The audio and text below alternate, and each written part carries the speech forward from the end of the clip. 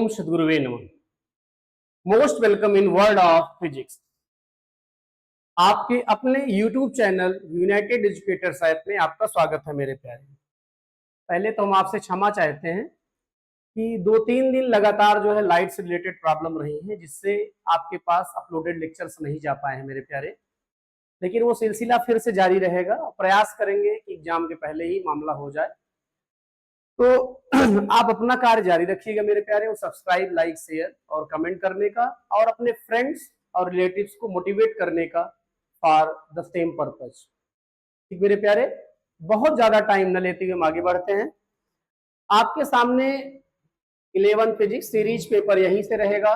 लाज of motion chapter start करने जा रहे हैं आपका, और पहला टॉपिक है a war between Galileo Galilei and Aristotle.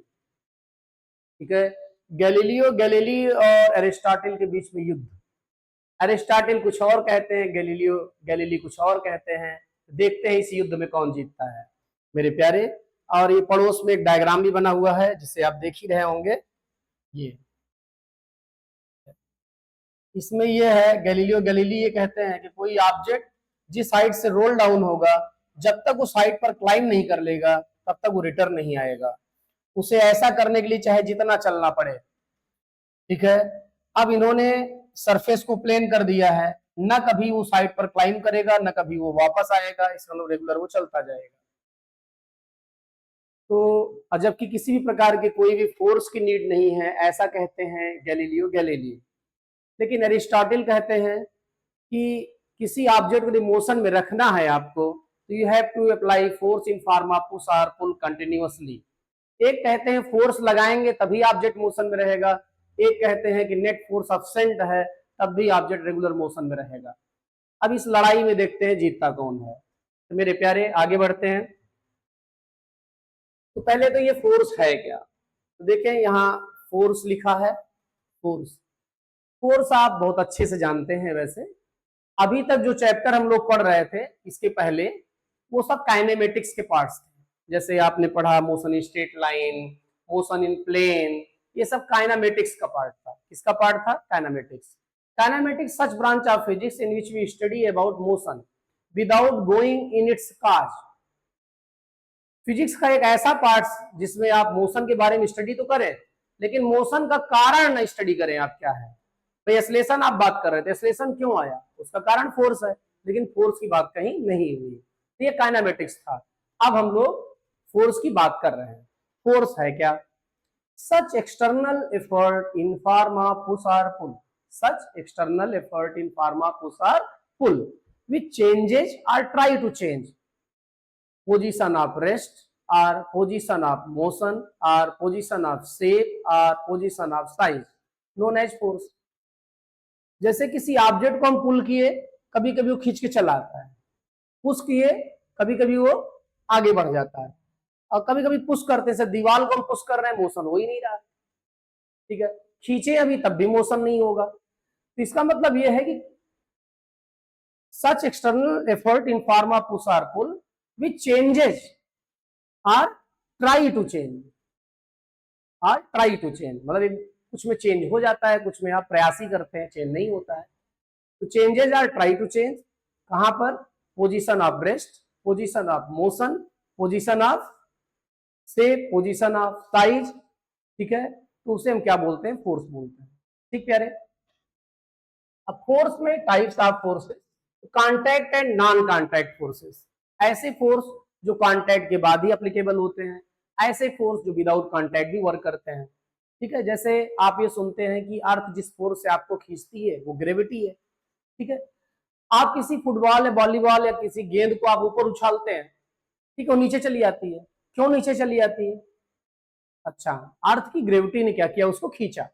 अब अर्थ की ग्रेविटी ने जब उसे खींचा मेरे प्यारे, तो फाइनली क्या हुआ? क्या उसने रस्सी लगा के बॉल को खींचा नीचे?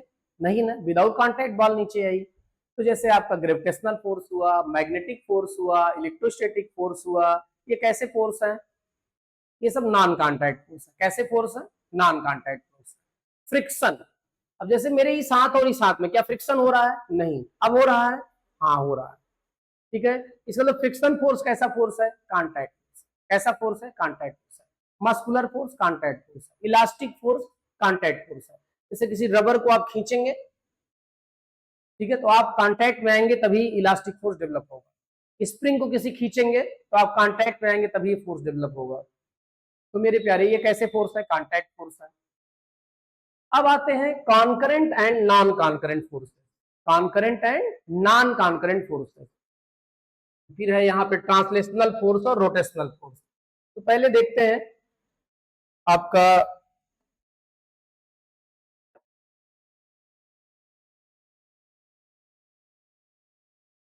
देखें, जैसे हम बात करने जा रहे हैं अभी पहले कौन सा?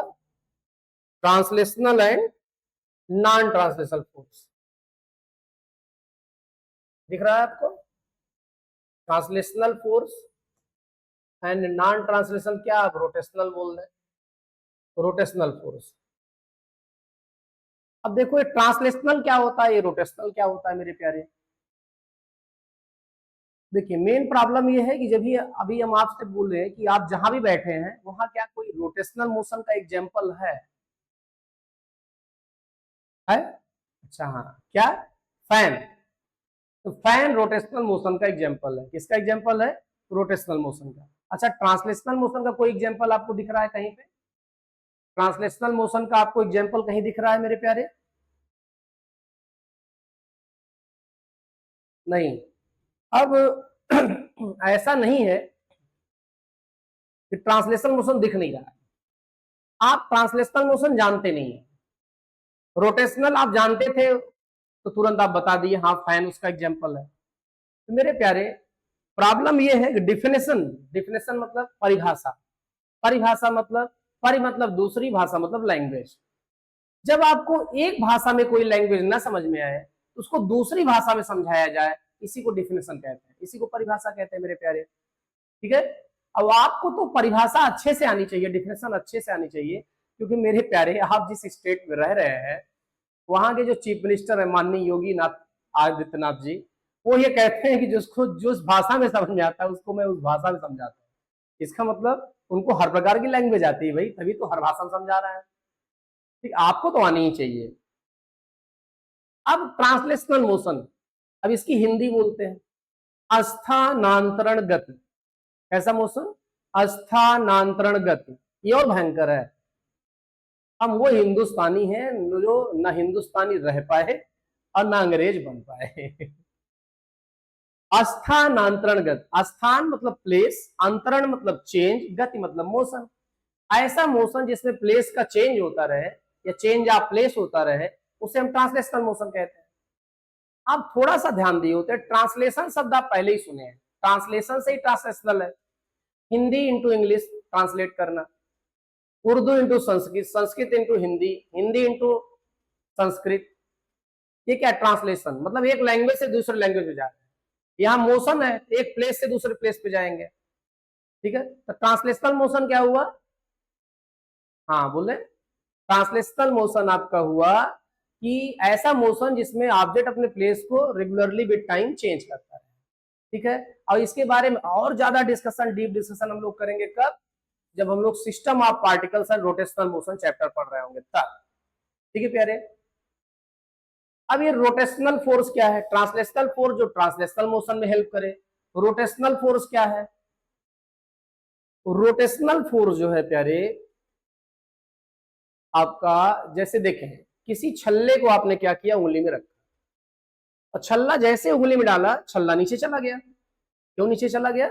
हाँ, ग्रेविटी लेके चली गई। अच्छा अब एंटी क्लॉकवाइज आप क्या करें, छल्ले को घुमाने लगे तो छल्ला क्या होने लगता है? ऊपर उठने लगता है। किधर उठने लगता है? ऊपर। इसका मतलब घुमाने पे कोई फोर्स डेवलप हुआ जो ग्रेविटी का अपोज कर रहा है और छल्ले को ऊपर ले जा रहा है, जिसका मैग्नीट्यूड रोटेशन की स्पीड पर डिपेंड कर रहा है, क्योंकि ज्यादा स्पीड से रोटेट करते हैं कभी कभी छल्ला बाहर निकल जाता है। ठीक है, तो ये जो फोर्स है जो ग्रेविटी का अपोज कर रहा है, ये मूवमेंट के बाद आया, रोटेशन के बाद आया, इसलिए इस फोर्स को मूवमेंट ऑफ फोर्स या रोटेशनल फोर्स बोलते हैं। ठीक है, अब ये क्लॉकवाइज घुमा दे तो छल्ला जाके फंस जाता है। इसका मतलब ग्रेविटी और मोमेंट ऑफ फोर्स ने एक दूसरे का सपोर्ट कर दिया, इसलिए छल्ला जाके क्या हुआ? फंस गया मेरे प्यारे। ठीक है, तो मूवमेंट ऑफ फोर्स या रोटेशनल फोर्स आप समझ गए होंगे।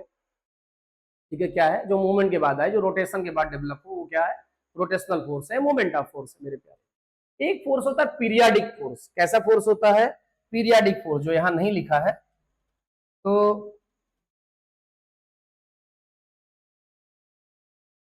पीरियाडिक फोर्स ये क्या होता है, जैसे जब कोई झूले पे है, झूला कोई है और वो झूले पे झूल रहा है, वो तो आपने क्या किया, झूले को एक बार ऐसे खींच के छोड़ दिया, तो झूला ऐसे गया, ऐसे गया, ऐसे गया, लगातार झूला ऐसे झूलता रहेगा, धीरे धीरे उसका एम्पलीट्यूड कम होता जाएगा, फाइनली झूला रुक जाएगा, रुक जाएगा। इस प्रकार के ऑसिलेशन को हम डैम्ड ऑसिलेशन बोलते हैं। क्या बोलते हैं, डैम्ड। डैम मतलब होता है जो चीज धीमी पड़ जाए, मंद पड़ जाए, रुक जाए। आप डैम सुने होंगे वाटर को रोकने के लिए, हाँ डैम। डैम क्या कर रहा है, पानी की रफ्तार को, पानी को रोक दे रहा है। डैम मतलब रोक देना, ठीक है। डैम्ड ऑसिलेशन मतलब ऐसा ऑसिलेशन जो होते होते क्या हो जाए, रुक जाए, वो डैम्ड ऑसिलेशन है। अब उस ऑसिलेशन को आप कंटिन्यू रखना चाहते हैं, you have to apply external force, ठीक है। अब देखो झूला आपकी तरफ आता है, जब जाने लगता है तो आप पुश कर देते हैं, फिर गया, फिर आया, फिर जाने लगा तो आपने पुश कर दिया, ठीक है। इसका मतलब ये जो फोर्स है आपका, ये आफ्टर रेगुलर टाइम इंटरवल लगा रहे हैं आप, after a regular time interval लगा दिए फोर्स, फिर गया, फिर आया, फिर लौटा। तो जो रेगुलर टाइम इंटरवल के बाद जो फोर्स लगे उसे हम पीरियाडिक फोर्स कहते हैं, ठीक है। तो पीरियाडिक मोशन को कंटिन्यू करने के लिए पीरियाडिक फोर्स चाहिए, ट्रांसलेशनल मोशन कंटिन्यू करने के लिए ट्रांसलेशनल फोर्स चाहिए, रोटेशनल मोशन कंटिन्यू करने के लिए रोटेशनल फोर्स चाहिए। तो मेरे प्यारे, तो हमारे ख्याल से आप ये समझ गए होंगे, क्या क्या समझ गए आप पीरियाडिक फोर्स समझ गए, आप ट्रांसलेशनल फोर्स समझ गए, और आप रोटेशनल फोर्स समझ गए, और आप कांटेक्ट फोर्स का मामला हो गया है, और नॉन कांटेक्ट फोर्स का भी मामला हो गया है। अब बचा क्या है, अब बचा है कॉन्करेंट। क्या, कॉन्करेंट। देखें येलो कलर का जो है, क्या लिखा है यहाँ पे, concurrent and non concurrent forces. ये क्या है, कॉन्करेंट, फिर आपको प्रॉब्लम हो रही है, जैसे ट्रांसलेशनल में हुई थी। कॉन्करेंट जानते ही नहीं हो, इसकी न मीनिंग जानते हो, न सिनोनिम जानते हो, इसलिए प्रॉब्लम है। तो बेटा इंग्लिश पर थोड़ा फोकस करो मेरे प्यारे। कॉन्करेंट की मीनिंग होती है एक बिंदुगामी। अब यहां भी आपको प्रॉब्लम हो रही होगी, एक मतलब वन, बिंदु मतलब पॉइंट, गामी मतलब पासेस। कॉन्करेंट मतलब होता है passes through single point. Concurrent का मतलब होता है passes through single point. If all forces acting on any object passes through single point, then such forces are known as concurrent forces, otherwise non concurrent forces।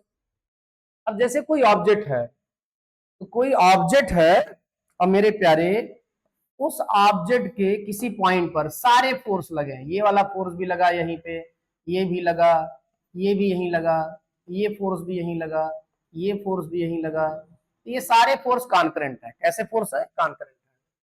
और मेरे प्यारे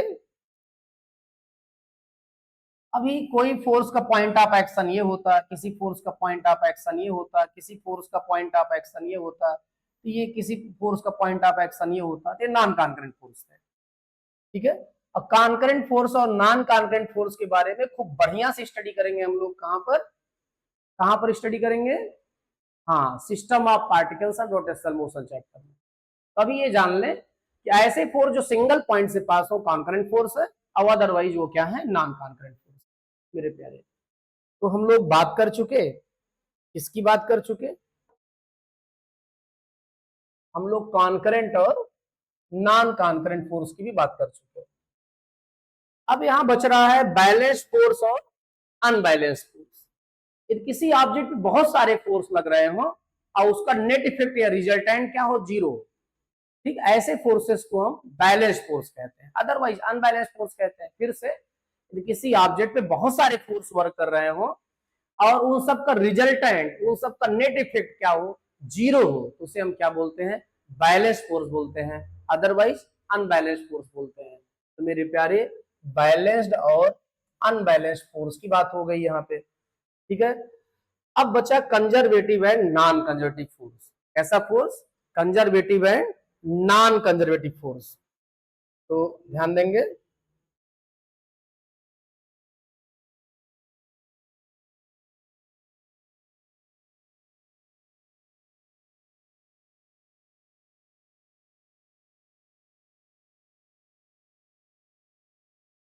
दिख रहा है आपको, conservative and non conservative force. इसमें थोड़ा बहुत विधिवत बात करनी होगी। क्यों? क्योंकि ये हम बात ही इसलिए कर रहे हैं कि जिससे आप ये मामला समझ सके। और इसे समझने के लिए बेटा, जैसे ये बोलते हैं कि कोई ऑब्जेक्ट जिस हाइट से रोल डाउन हुआ है उसी हाइट तक क्लाइंब करेगा। अब ऐसा करने के लिए से चाहे जितना चलना पड़े कोई फर्क नहीं पड़ता है। तीनों ने देखिए यहाँ पर ये कम चलना पड़ा, यहाँ थोड़ा ज्यादा चलना पड़ा उसी हाइट पर क्लाइंब करने के लिए। अब इन्होंने सरफेस को हॉरिजॉन्टल कर दिया है। इसका मतलब जो ऑब्जेक्ट है, अब वो ऑब्जेक्ट क्या होगा, वो ना तो इस हाइट तक क्लाइंब करेगा और ना वो लौटेगा, ऐसा इनका कहना है। ठीक है, कौन है ये? गैलीलियो है, गैलीलियो गैलीली। क्या कह रहे हैं ये प्यारे? ये कह रहे हैं कि जैसे कोई ऑब्जेक्ट जिस हाइट से रोल डाउन हुआ है उसी हाइट पर वो क्लाइंब करेगा, तभी वो वापस आएगा, अदरवाइज वो वापस नहीं आएगा। और ऐसा करने के लिए उसे चाहे जितना चलना पड़े। ठीक है, तो अब ये देखिए यहाँ पर थोड़ा इसका शेप बदल दिए, तो अब ये इसको ज्यादा चलना पड़ रहा है उस हाइट पर क्लाइंब करने के लिए। अब फिर अगले में तो आप देख ही रहे हैं कि हॉरिजॉन्टल कर दिए हैं, कि कभी उस हाइट पर ये क्लाइंब भी नहीं कर पाएगा जिस हाइट से रोल डाउन हुआ है। तो इनका कहना है कि न क्लाइंब कर पाएगा और न ये वापस आएगा। इसका मतलब in the absence of net external forces object motion में कंटिन्यू रहेगा अपनी वेलोसिटी को कांस्टेंट रखते हुए या एक्सेलरेशन के एब्सेंट रखते हुए। इसी बात को समझने के लिए हम लोग कंजर्वेटिव नॉन कंजर्वेटिव को समझना बहुत जरूरी है। तो मेरे प्यारे जरा देखें यहाँ पे, conservative and non conservative forces, conservative and non conservative forces. ठीक है, तो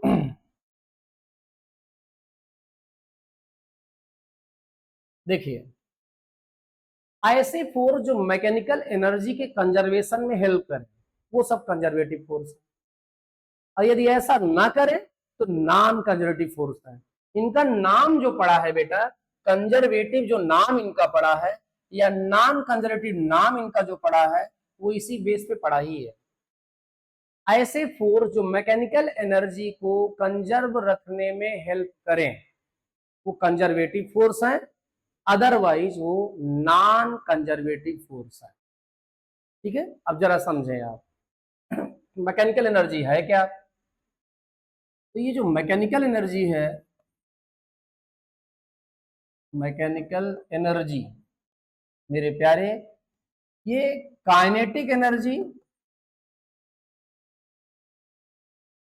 काइनेटिक एनर्जी और पोटेंशियल एनर्जी। काइनेटिक एनर्जी मतलब 1/2 mv², और पोटेंशियल एनर्जी मतलब mgh। वैसे ही फार्मूला एकदम फुल्ली करेक्ट नहीं है, लेकिन हम लोग ग्रेविटेशन चैप्टर में बात करेंगे इसकी, या work for energy chapter. Kinetic energy 1/2 mv² और पोटेंशियल एनर्जी है mgh। इन दोनों के सम को हम क्या बोलते हैं? दोनों को सम को हम बोलते हैं मैकेनिकल एनर्जी। क्या बोलते हैं? Mechanical energy. अब बेटा जरा ध्यान दें, जैसे कोई ऑब्जेक्ट, जैसे कोई ऑब्जेक्ट जो है आपका हॉरिजॉन्टल प्लेन पे चल रहा है। कैसे चल रहा है? हॉरिजॉन्टल प्लेन पे। अब हॉरिजॉन्टल प्लेन पे मेरे प्यारे किसी ऑब्जेक्ट के चलने का मतलब है कि उसका लेवल चेंज नहीं हो रहा है। जैसे कोई ऑब्जेक्ट यहाँ पे है, कोई बॉल रोल कर रही है, लेवल नहीं चेंज हो रहा है तो फाइनली एच चेंज नहीं हो रहा है। क्या नहीं चेंज हो रहा है? एच। एच नहीं चेंज हो रहा है, पोटेंशियल एनर्जी भी चेंज नहीं हो रही है। तो पोटेंशियल एनर्जी जो है, मान लो यहाँ पर कितना है, 100 है, मान लो, लेट अस सपोज। ठीक है, तो यहां भी पोटेंशियल एनर्जी कितनी रहने वाली है? 100 ही रहने वाली है। यहां भी पोटेंशियल एनर्जी 100 ही रहने वाली है, क्योंकि हॉरिजॉन्टल प्लेन पे मेरे प्यारे चल रहे हैं। तो एच चेंज नहीं होगा, एच नहीं चेंज होगा तो पोटेंशियल एनर्जी भी चेंज नहीं होगी। ठीक है, अब जो है, आप किसी बॉल को क्या किए, आपने फुटबॉल को किक कर दिया, अब फुटबॉल रोल करते हुए आगे बढ़ रही है, क्या ये फॉरएवर बढ़ती रहेगी? नहीं, स्पीड धीरे धीरे क्या होगी? कम होगी। और स्पीड मेरे प्यारे यदि कम होगी तो काइनेटिक एनर्जी भी कम होगी। तो स्टार्टिंग में समझ लो कि काइनेटिक एनर्जी भी थी 100, अब आप कह रहे हैं कि काइनेटिक एनर्जी कम हो जाएगी, मान लो 90 हो गई।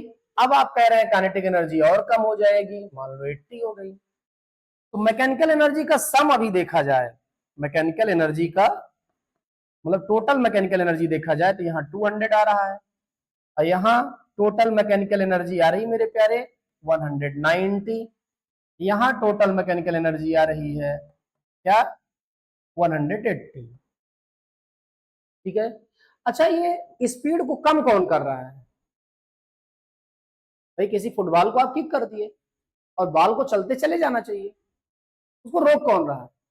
हाँ, बहुत सही, फ्रिक्शन। कौन रोक रहा है? फ्रिक्शन फोर्स रोक रहा है मेरे प्यारे। तो आप जरा देखो फ्रिक्शन फोर्स कैसा फोर्स है, नॉन कंजर्वेटिव फोर्स है। कैसा फोर्स है? Non conservative force. क्यों? क्योंकि ये मैकेनिकल एनर्जी को कंजर्व करने में मदद नहीं कर रहा है। ठीक है, यहां टोटल 200 हो गया, यहां 190 हो गया, यहां 180 हो गया। क्यों? क्योंकि फ्रिक्शन फोर्स काइनेटिक एनर्जी को कम कर दे रहा है, क्योंकि स्पीड को कम कर दे रहा है वो। अब सपोज करो फ्रिक्शन फोर्स ना रहा हो, फ्रिक्शन फोर्स ना रहा होता, तो फ्रिक्शन फोर्स ना रहता तो इसका मतलब काइनेटिक एनर्जी उतनी ही बनी रहती, फिर टोटल एनर्जी शुरुआत में भी 200 थी और 200 ही बनी रहती, इसका मतलब एनर्जी कंजर्व हो जाती, मैकेनिकल एनर्जी क्या हो जाती? कंजर्व हो जाती। तो फ्रिक्शन फोर्स है तो मैकेनिकल एनर्जी कंजर्व नहीं है, इसीलिए इसे नॉन कंजर्वेटिव फोर्स कहते हैं। क्या कहते हैं? नॉन कंजर्वेटिव फोर्स कहते हैं किसको? फ्रिक्शन को। ठीक है। अब कंजर्वेटिव क्या है? अब जैसे मेरे प्यारे कोई ऑब्जेक्ट है और उस ऑब्जेक्ट को आपने क्या किया, यहां पर वो ऑब्जेक्ट है, ठीक है, और उस ऑब्जेक्ट को आपने यहां पर इनिशियल वेलोसिटी 0 थी, इनिशियल वेलोसिटी 0 होने से मेरे प्यारे काइनेटिक एनर्जी भी 0 रही होगी। लेकिन ये हाइट पर था तो पोटेंशियल एनर्जी 0 नहीं रही होगी, कुछ भी रही होगी, क्योंकि यदि हाइट है तो पोटेंशियल एनर्जी भी है। मान लो 150 थी, मान लो। अब ऑब्जेक्ट को आपने छोड़ दिया, ऑब्जेक्ट को छोड़ दिया तो उसे वो नीचे की ओर आएगा। कौन खींच रहा है? ग्रेविटेशनल फोर्स, उसका ग्रेविटी। अब ग्रेविटी उसकी स्पीड को धीरे धीरे क्या कर रही है? बढ़ा रही है। स्पीड मेरे प्यारे यदि बढ़ रही है, जैसे यहां पे आ गया मान लो, और यहां आने में उसकी स्पीड बढ़ गई तो काइनेटिक एनर्जी बढ़ गई। लेकिन अब हाइट कम हो गई पहले कंपैरिजन में, तो पोटेंशियल एनर्जी कम हो गई, काइनेटिक एनर्जी बढ़ गई और पोटेंशियल एनर्जी क्या हो गई? कम हो गई। और नीचे आएंगे, और नीचे क्या होगा? स्पीड बढ़ जाने के कारण काइनेटिक एनर्जी और बढ़ जाएगी और पोटेंशियल एनर्जी एच के कम होने के कारण और कम हो जाएगी। आप जरा देखें, यहां भी 150 होने का चांस है, यहां भी टोटल 150 होने का चांस था, यहां भी 150 होने का चांस है। अब आप जरा देखो, काइनेटिक बढ़ रही है, पोटेंशियल कम हो रही है, एक कम हो दूसरी बढ़े, एक बढ़े दूसरी कम हो, ऐसी सिचुएशन में जो है चीजें कांस्टेंट रह सकती है। ठीक है मेरे प्यारे, इसका मतलब जो ग्रेविटेशनल फोर्स है कंजर्वेटिव फोर्स है। कैसा फोर्स है? कंजर्वेटिव फोर्स है। ठीक, ऐसे ही आपका मैग्नेटिक फोर्स भी कंजर्वेटिव फोर्स होगा, इलेक्ट्रोस्टैटिक फोर्स भी कंजर्वेटिव फोर्स होगा, इलास्टिक फोर्स भी कंजर्वेटिव फोर्स होगा, और force due to surface tension जो कि सेकेंड बुक के सेकेंड चैप्टर में आप पढ़ेंगे, वो भी कंजर्वेटिव फोर्स होगा। ठीक है मेरे प्यारे, तो कुछ पकड़ में आया कंजर्वेटिव फोर्स क्या है? ऐसे फोर्स जिनके प्रेजेंस रहने पर मैकेनिकल एनर्जी कंजर्व रह जाए, कंजर्वेटिव फोर्स है। और जैसे फ्रिक्शन फोर्स है, जिसके प्रेजेंट रहने पर मैकेनिकल एनर्जी कंजर्व ना रहे, वो नॉन कंजर्वेटिव फोर्स है। ग्रेविटेशनल फोर्स कंजर्वेटिव है, क्योंकि ये मैकेनिकल एनर्जी को कंजर्व होने में हेल्प कर रहा है। ठीक है, अब आप ये कह सकते हैं कि सर मैकेनिकल एनर्जी कंजर्व नहीं हो रही कि एनर्जी नहीं कंजर्व हो रही है? मेरे प्यारे, एनर्जी हमेशा कंजर्व होगी मेरे प्यारे, यूनिवर्सल रूल है। Energy neither can be created nor be destroyed मेरे प्यारे, एनर्जी हमेशा कंजर्व रहेगी। अब आप कहेंगे सर यहाँ 200 था सर, यहाँ 190 हो गया सर, कम तो हो गया। नहीं बेटा, यहाँ काइनेटिक एनर्जी कम हुई है। अब वो काइनेटिक एनर्जी यदि 10 कम हुई है तो उसने क्या क्या जनरेट किया है? साउंड जनरेट किया, फ्रिक्शन है, आवाज होगी, और ज्यादा देर चलेगा तो हीट को जनरेट किया है। किसको जनरेट किया है? हीट को। साउंड को जनरेट किया है और किसको जनरेट किया है? हीट को जनरेट किया है। और किसे जनरेट किया है? बहुत देर चलता रहा, चिंगी उनगी निकलने लगती है, लाइट भी जनरेट हो रही है। तो आपको ये लग रहा है कि सर ये 10 कम हो गया, लेकिन नहीं, उसकी जगह पे साउंड आ गया, हीट आ गया और लाइट आ गई। स्पीकर जो है जवाब दे रहा है। मेरे प्यारे, एनर्जी हमेशा कंजर्व होगी। मैकेनिकल एनर्जी केवल कंजर्वेटिव फोर्स के प्रेजेंट रहने पे कंजर्व होगी और नॉन कंजर्वेटिव फोर्स के प्रेजेंट रहने पे कंजर्व नहीं होगी।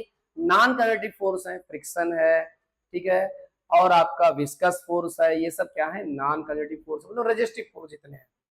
और आपका gravitational force, magnetic force, electrostatic force और इलास्टिक फोर्स और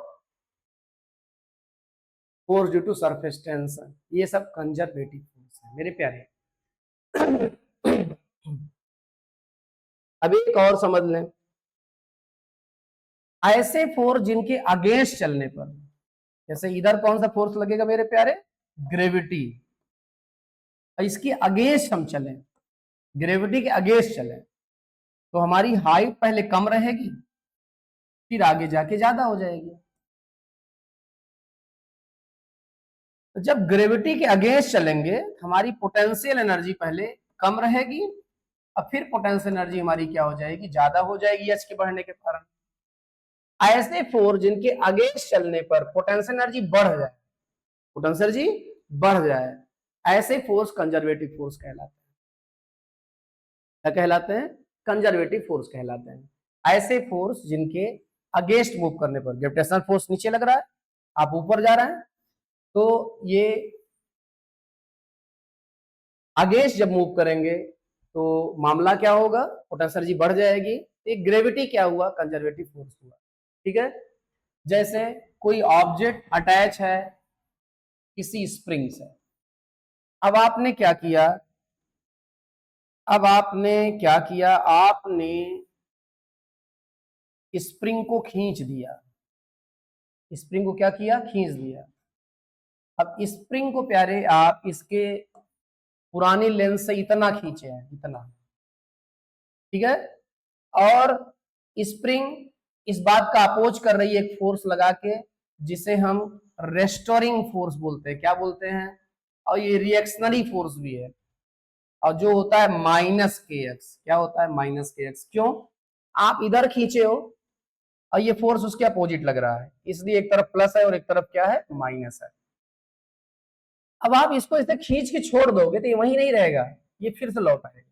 इसका मतलब आपका किया गया जो वर्क डन था against restoring force, against elastic force, वो क्या हो गया? स्टोर हो गया है, और फिर जैसे ही छोड़ रहे हैं हमको वर्क रिटर्न मिल जा रहा है। तो इलास्टिक फोर्स भी कैसा फोर्स है? कंजर्वेटिव फोर्स है। ऐसे फोर्सेस जिनके अगेंस्ट वर्क करने पर पोटेंशियल एनर्जी बढ़ जाए या आपका किया गया वर्क स्टोर हो जाए इन फॉर्म ऑफ पोटेंशियल एनर्जी, और ऑब्जेक्ट की छोड़ते ही हमें वो रिटर्न मिल जाए, तो ऐसे फोर्सेस को हम कंजर्वेटिव फोर्स कहते हैं। तो जैसे होगा आपका पहला क्या हुआ? इलास्टिक फोर्स आप देख ही रहे हैं, ग्रेविटेशनल फोर्स हो जाएगा, मैग्नेटिक फोर्स हो जाएगा, और क्या हो जाएगा? इलेक्ट्रोस्टैटिक फोर्स हो जाएगा। जैसे कभी बेटा नहाते वहाते समय आप क्या करते हैं, किसी टब में पानी उनी भरा हो, उसमें आप क्या करते हैं? मग्गा ऐसे टच कराते हैं, अब मग्गा ऐसा लगता है चिपक गया है, ठीक है। तो ये जो फोर्स यहाँ डेवलप हो रहा है मग्गे को पकड़ने के लिए, ये फोर्स है due to surface tension, due to surface tension. इसमें जो है cohesive adhesive forces role play कर रहे हैं। अब आप मग्गे को थोड़ा उठाएं और छोड़ें, फिर मग्गा वापस चला जाता है। इसका मतलब क्या है कि ये जो सरफेस टेंशन के कारण जो फोर्स डेवलप हुआ है, उसके अगेंस्ट वर्क करने पर वर्क स्टोर हो रहा है in form of potential energy, और इसका मतलब वर्किंग कैपेसिटी आ रही है due to position of object, और जैसे ही छोड़ रहे हैं ऑब्जेक्ट वापस चला जा रहा है। इसका मतलब ये भी कैसा फोर्स है? कंजर्वेटिव फोर्स है मेरे प्यारे, ठीक है। और एक आध डिफिनेशन और बचेंगी कंजर्वेटिव फोर्स की, जो हम लोग पढ़ेंगे कहाँ पे? वर्क और एनर्जी चैप्टर में। वर्क पढ़ने के बाद ही समझ पाएंगे उसको आप। मेरे प्यारे, देखें अभी तक जो है आप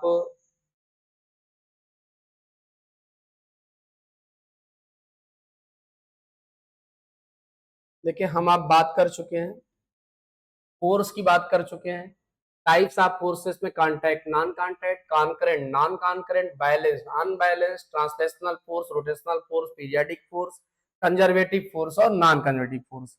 अब हम वापस आते हैं तो अरिस्टोटल भाई साहब के बारे में हम लोग डिस्कस करते हैं। ये जो है, ये कहते हैं कौन? अरिस्टोटल, अरस्तु बोलते हैं हिंदी में, ठीक है। ये कहते हैं कि जैसे सपोज करो कि कोई फुटबॉल है, आप उसको किक किए, मतलब पुश किए, ठीक है, वो मूव किया, कुछ दूर जाके रुक गया, फिर आप पुश किए, फिर मूव किया, कुछ दूर जाके रुक गया, फिर पुश किए, फिर मूव किया, कुछ दूर जाके रुक गया। तो ये ऑब्जर्व करके इनको ये लगा कि यदि हमको किसी ऑब्जेक्ट के मोशन को कंटिन्यू करना है, ठीक है, तो हमको रेगुलर विद टाइम कंटिन्यूअसली मतलब पुश करते रहना पड़ेगा, ठीक है। अब इन्होंने देखा जैसे बच्चे कभी कभी उनके पिताजी जूता खरीद के लाए, तो बच्चों को जूते से वैसे बहुत कम मतलब रहता है, वो उनको मिल जाता है वो दूसरी बात है, उनके कर्मों पर डिपेंड करता है। जूते के डिब्बे से मतलब होता है छोटे बच्चों को, जूते के डिब्बों में वो क्या करते हैं, उसमें जो है मतलब कोई रस्सी उस्सी बांध के फिर जूता डब्बा खींचते हैं, ऐसा खींचते हैं जैसे मर्सिडीज चला रहे हैं, पीप पीप करके आवाज आगे बढ़ाते हैं। तो अरिस्टो या अरिस्टोटल उसको देखते हैं, पुल किया गया तो मोशन चल रहा था, पुल करना बंद हो गया तो मोशन बंद हो गया, पुल किया गया तो मोशन चल रहा था, पुल करना बंद हो गया तो मोशन बंद हो गया। तो अरिस्टोटल को ये लगा कि to continue motion of any object we have to do external effort in form of push और पुल कंटिन्यूअसली विद टाइम।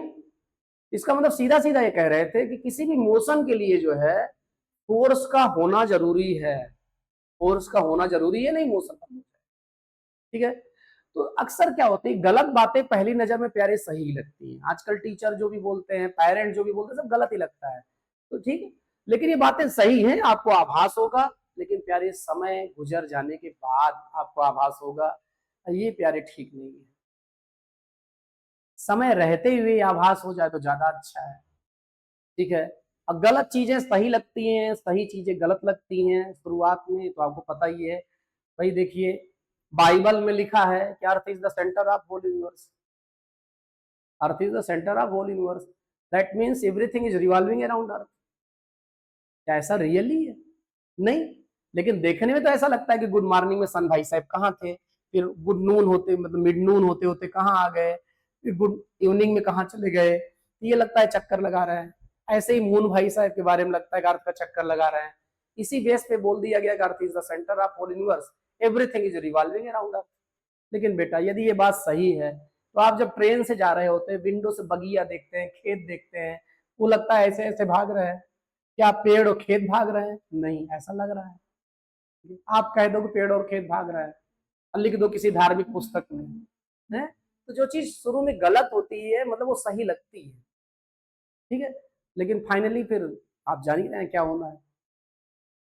तो मेरे प्यारे अरिस्टोटल का ये कहना था, if any if you have to continue motion of any object then you have to apply force in form of push or pull continuously, ठीक है। क्योंकि इन्होंने फुटबॉल को देखा कि कोई किक कर रहा था, पुश कर रहा था, मोशन कंटिन्यू था, अब पुश करना बंद कर दिया तो मोशन रुक गया। ये देख रहे थे किसी बॉक्स को कोई खींच रहा था, पुल कर रहा था तो मोशन कंटिन्यू था, अब पुल करना बंद कर दिया तो मोशन रुक गया। इनको लगा कि पुश और पुल मतलब कि कंटिन्यूअसली करना पड़ेगा, मतलब फोर्स को अप्लाई करना पड़ेगा यदि मोशन को कंटिन्यू करना है। लेकिन एक भाई साहब है न्यूटन, उनका फर्स्ट लॉ आप 9 में पढ़ के आए हैं, वो कहते हैं in the absence of net external force, in the absence of net external force, if any object is in rest remains in rest, if it is in motion remains in motion with constant velocity, या in absence of space, इनका law of inertia था। अब Newton सही है कि Aristotle सही है, तो आपको लग ही रहा होगा कौन सही है, लेकिन फिर भी ऐसे थोड़े मान लेंगे कौन सही है, लोग आगे बात करते हैं। तो अब ये आपके सामने यहाँ पर कुछ दिख रहा है, इसको थोड़ा छोटा कर देते हैं, थोड़ा एक इमेज और दिख रही है,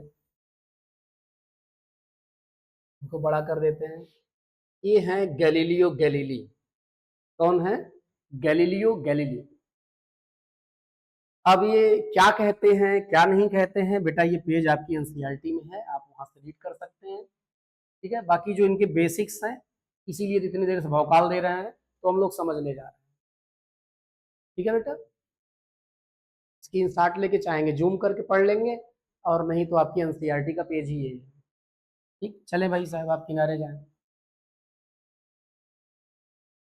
अब जो है इनको हम लोग समझें, ये समझना है, इसीलिए सारा भौकाल इतनी देर से दिया जा रहा है।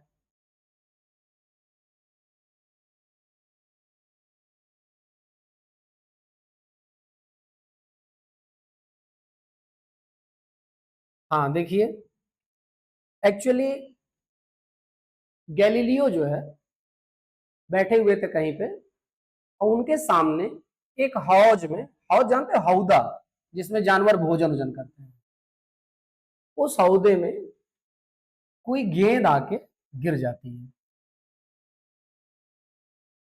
और गेंद जब गिरती है हौदे में, तो वो खुद से आगे गई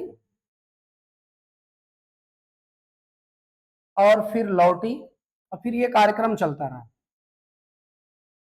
जब इस चीज को इन्होंने ऑब्जर्व किया, किसने? गैलीलियो ने। कोई गेंद आके हौज में गिरती है, गिरने के बाद वो फिर ऐसे जाती है, फिर ऐसे जाती है, फिर ऐसे जाती है, फिर ऐसे जाती है, फाइनली रुक जाती है। फाइनली क्या होती है? रुक जाती है। लेकिन लेकिन गैलीलियो के मन में आता है कि यहां तो न तो पुश है न पुल है, और ये मोशन कंटिन्यू है, ये मोशन कंटिन्यू है। तो गैलीलियो को लगा कि एरिस्टोटल रॉन्ग है। अब मेरे प्यारे, जितना खुद को सही प्रूफ करने में मजा आता है, उससे कहीं ज्यादा दूसरों को गलत प्रूफ करने में मजा आता है। दूसरों को गलत प्रूफ करने में मजा आता है। तो मेरे प्यारे, गैलीलियो को थोड़ा लगा कि यहां तो कुछ मामला हो सकता है।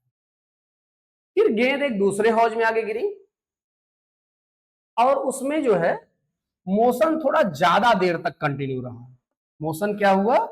थोड़ा ज्यादा देर तक कंटिन्यू रहा।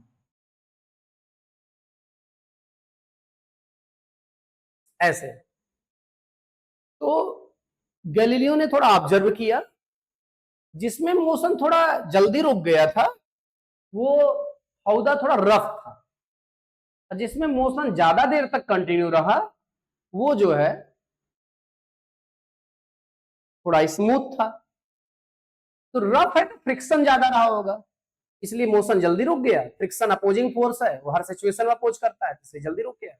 और जो स्मूथ सरफेस था वहां फ्रिक्शन कम रहा होगा, और फ्रिक्शन कम रहा होगा वहां पे, अपोज कम रहा होगा, तो मोशन ज्यादा देर तक कंटिन्यू हुआ। इनके समझ में ही आया, फिर इन्होंने अब खुद से व्यवस्था बनाई। अब व्यवस्था क्या बनाई? इन्होंने ऐसे हौज लिया, यहां भी, तो फिर यहां। अब ये जो है, ये हॉरिजॉन्टल लेवल है। क्या है? हॉरिजॉन्टल लेवल है। यहां से इन्होंने बेटा बाल को छोड़ा, ऑब्जेक्ट को ऐसे छोड़ दिया, और ऑब्जेक्ट यहां तक गया, मतलब ऐसे चलता हुआ ऑब्जेक्ट को जब इन्होंने छोड़ दिया तो धीरे धीरे नीचे आया, उसकी स्पीड बढ़ती गई, और जब ऊपर जाने लगा तो स्पीड क्या होने लगी? कम होने लगी, क्योंकि ग्रेविटी के अगेंस्ट जा रहा है। और एक समय रुक गया, फिर लौट लिया। ये जो हौदा रफ था उसमें ऐसा हुआ। अब इन्होंने स्मूथ वाले हौदे में डाला, तो वो भी बॉल रोल करती हुई मेरे प्यारे नीचे गई, फिर पहले से थोड़ा ज्यादा क्लाइम की, पहले से थोड़ा ज्यादा क्लाइम की, तब वापस आई। ठीक है, पहले देखो यहीं तक, यहीं से लौट आई, इतना गैप था, अब थोड़ा वो गैप और कम हो गया, मतलब और ज्यादा क्लाइम की। इनके समझ में आया कि यहाँ फ्रिक्शन ज्यादा था, क्योंकि रफ सरफेस था। ये कैसा सरफेस था? रफ। और ये कैसा था? स्मूथ सरफेस था। स्मूथ सरफेस में क्या हुआ मेरे प्यारे?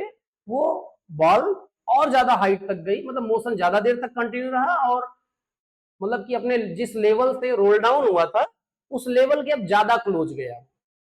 अब इन्होंने क्या किया, नेक्स्ट में उसी स्मूथ वाले हाउस में मोबिल लगा दिया। क्या लगा दिया? मोबिल।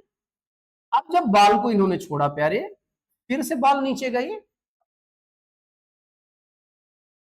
अब बाल थोड़ा और नजदीक गई, लेकिन अभी उस हाइट को एकदम टच नहीं किए, थोड़ा सा गैप है प्यारे। तो इनके मन में आया कि यदि फ्रिक्शन एब्सेंट हो जाए, क्या हो जाए? फ्रिक्शन एब्सेंट हो जाए। थोड़ा इसका छोटा कर दे रहे हैं, अब जिससे ये तीनों इमेज आपको एक ही पेज में दिखते रहे। हाँ ध्यान दें, इन्होंने क्या किया, इनको ये समझ में आया कि यदि फ्रिक्शन को एब्सेंट कर दिया जाए तो ऑब्जेक्ट जिस हाइट से रोल डाउन हुआ है उस हाइट तक क्लाइम करेगा, तभी वापस आएगा, अदरवाइज वापस नहीं आएगा। ठीक है, ऐसा। अब मेरे प्यारे ध्यान दो, यहाँ रफ सरफेस था, यहाँ स्मूथ सरफेस था, और यहाँ भी स्मूथ सरफेस था, लेकिन मोबिल भी यूज हुआ था। क्या यूज हुआ था? मोबिल भी यहाँ पे यूज हुआ था। ठीक, तो यहाँ फ्रिक्शन फोर्स ज्यादा था रफ सरफेस कारण, स्मूथ में फ्रिक्शन फोर्स कम हो गया, मोबिल यूज होने में फ्रिक्शन फोर्स और कम हो गया। तो जिस हाइट से ऑब्जेक्ट रोल डाउन हुआ था, जब फ्रिक्शन फोर्स ज्यादा था तो उस लेवल से गैप ज्यादा रह गया, फ्रिक्शन फोर्स थोड़ा कम हो गया तो उस लेवल तक लगभग आ गया, और मोबिल डालने पर और पास आ गया। इनके ये समझ में आया फ्रिक्शन फोर्स यदि गायब ही कर दें तो जिस हाइट से कोई ऑब्जेक्ट रोल डाउन हुआ है उस हाइट तक क्लाइंब करेगा, तभी वो वापस आएगा। अब whatever be distance it had to travel for such purpose. मेरे प्यारे जरा ध्यान दें, एक्चुअली यहां हो क्या रहा है, यहां हो क्या रहा है, देखिए यहां ऑब्जेक्ट था रेस्ट में। क्या था? ऑब्जेक्ट रेस्ट में था। यहां पे जरा देखेंगे बेटा, ऑब्जेक्ट यहां क्या था? रेस्ट में था। तो काइनेटिक एनर्जी जो है वो जीरो रही होगी ऑब्जेक्ट के रेस्ट होने के कारण। ठीक है, लेकिन पोटेंशियल एनर्जी कुछ न कुछ रही होगी, और वो जीरो नहीं रही होगी, मान लो 100 रही होगी, क्योंकि यहां हाइट थी। और प्यारे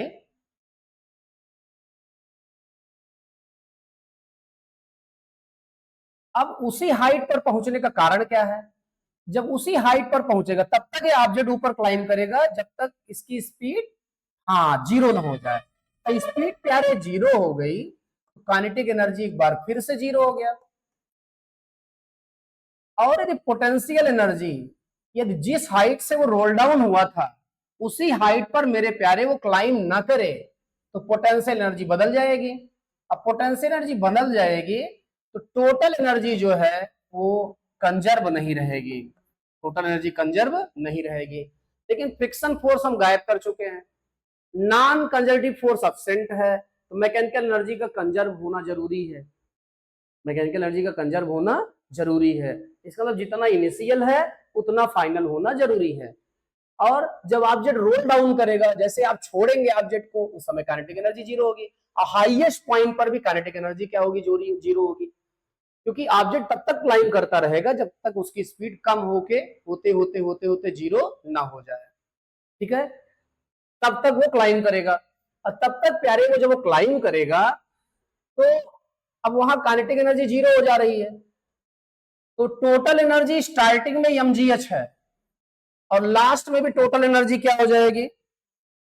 mgh ही होनी चाहिए। ठीक है, ऐसा तभी होगा जब ऑब्जेक्ट जिस हाइट से रोल डाउन हुआ है उसी हाइट पर क्लाइम करे, उसी हाइट पर क्लाइम करे।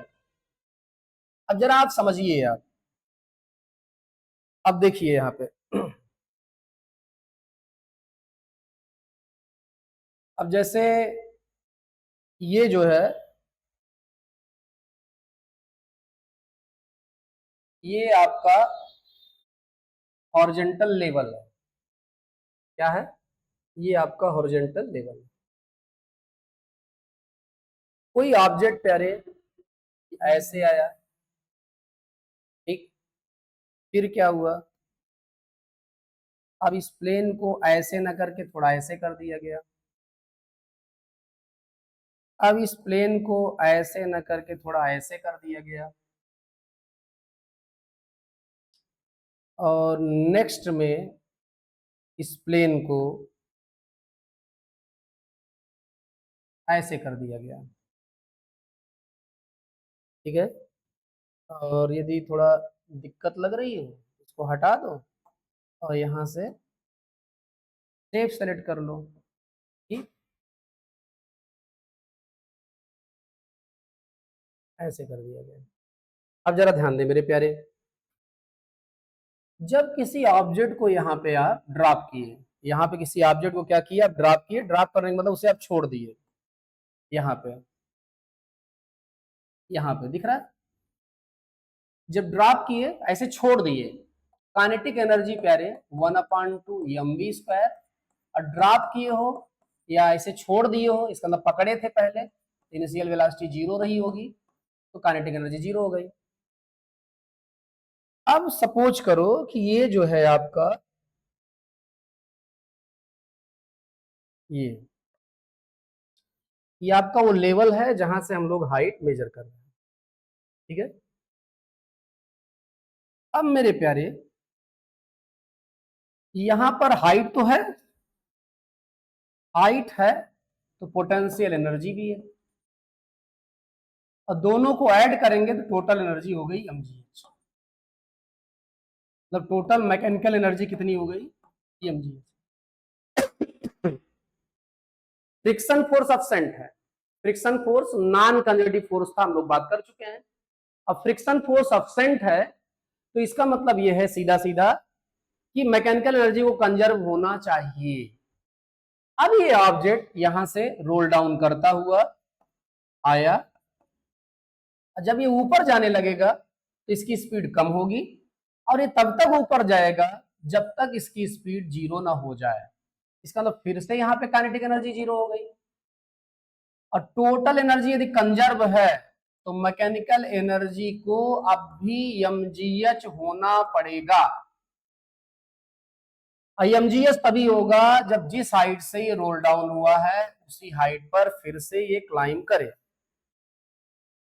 नहीं तो मैकेनिकल एनर्जी का कंजर्वेशन फॉलो नहीं होगा। और मैकेनिकल एनर्जी का कंजर्वेशन फॉलो होना ही चाहिए, क्योंकि नॉन कंजर्वेटिव फोर्स जैसे फ्रिक्शन फोर्स आप अब्सेंट कर चुके हैं। यहां आप फ्रिक्शन फोर्स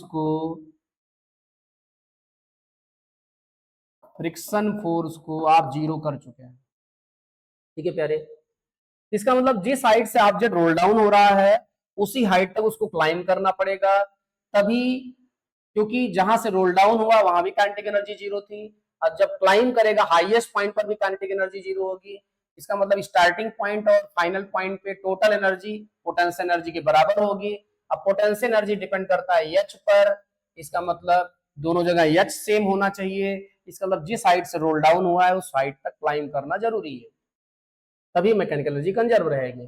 अब ऐसा करने के लिए उसे चाहे जितना चलना पड़े, यहाँ देखो ज्यादा चलना पड़ा, यहाँ और ज्यादा चलना पड़ा, अब सरफेस ऐसे कर दिया गया। अब आपको दिख ही रहा होगा कि अब ये ऑब्जेक्ट जो है चलता चला जाएगा, चलता चला जाएगा। क्यों? क्योंकि जब तक उस हाइट पर ये क्लाइंब नहीं करेगा जिस हाइट से ये रोल डाउन हुआ था, तब तक इसका मोशन कंटिन्यू रहेगा।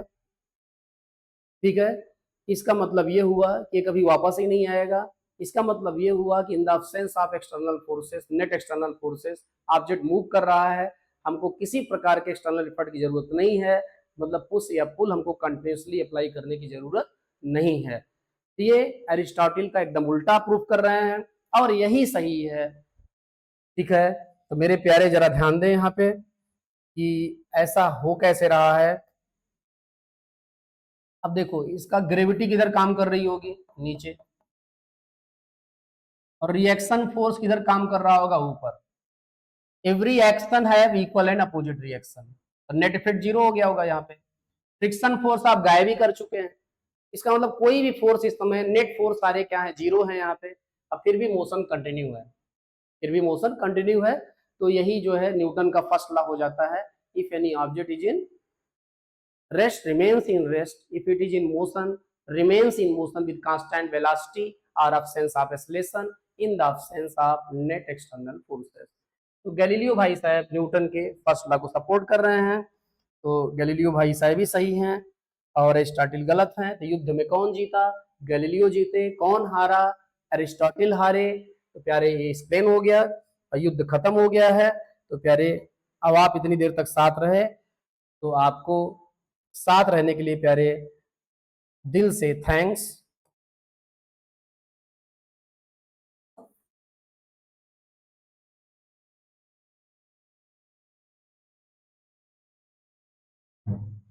मेरे प्यारे आपको थैंक्स। एक बार फिर से बेटा क्षमा चाहते हैं, 2-3 दिन जो है थोड़ा लाइट वगैरह में प्रॉब्लम रही है यहाँ पे, इस कारण से हम जो वादा किए थे उस पर लगातार चल नहीं पाए, लेकिन फिर भी अभी समय है, प्रयास करेंगे कि आपको एग्जाम तक आपको चीजें पूरी दे दें। थैंक्स प्यारे। सब्सक्राइब, लाइक, शेयर और कमेंट का सिलसिला जारी रखिएगा और कराने का सिलसिला जारी रखिएगा, कर तो आप चुके ही हो। किससे? रिलेटिव से, फ्रेंड से, जिनको इसकी नीड है मेरे प्यारे। थैंक्स।